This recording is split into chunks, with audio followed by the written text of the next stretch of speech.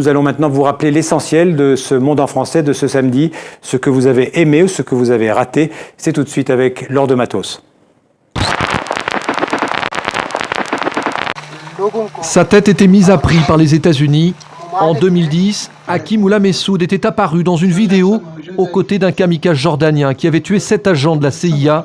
Hier, son véhicule a été la cible d'un tir de drone américain. L'ancien chef taliban est mort sur le coup avec son chauffeur et son garde du corps. Radio France Internationale a confirmé ce samedi donc l'enlèvement en début d'après-midi de 2 de ses journalistes à Kidal dans le nord du Mali. C'est le préfet de la région de Kidal qui la donne. Selon le préfet, nos 2 confrères, Ghislaine Dupont et Claude Verlon, auraient été exécutés. Une forte mobilisation donc ce samedi en Bretagne, entre 10 et 30 000 manifestants à Quimper, la préfecture du Finistère. Des chiffres différents évidemment selon la police ou les organisateurs de la manifestation. Dans la foule, des agriculteurs, des pêcheurs, côte à côte, des patrons aussi, des salariés auxquels s'étaient joints des autonomistes bretons.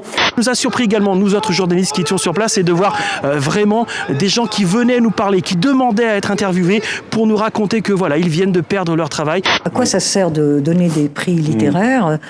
C'est un privilège formidable parce que tout d'un coup vous aimez les livres à la folie, vous vous rendez compte que si vous arrivez à défendre un livre, vous allez changer la vie de l'auteur, faire connaître cette œuvre, l'installer. Elle s'appelle Elisabeth Niria Karaguiré. Elle est rwandaise, elle est la seule femme à diriger un parc naturel de grands singes.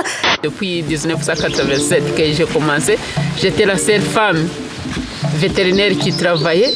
Le jury du Femina, par exemple, est exclusivement féminin. Créé en 1904, ce prix se voulait une alternative au Goncourt, qui avait pris l'habitude de ne récompenser que des hommes. C'est arrivé un matin d'hiver, il faisait noir, j'ai allumé la lampe de chevet et tout s'est éclairé.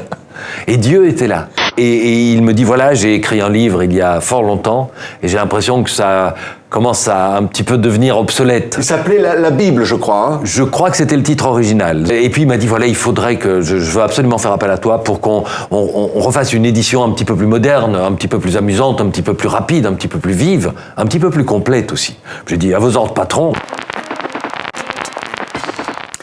Voilà, fin de ce 64 minutes sur TV5 Monde. On se quitte sur cette confirmation donc de la mort de nos 2 confrères de RFI, Ghislaine Dupont et Claude Verlon, enlevés et tués à Kidal, dans la région, donc dans le nord du Mali.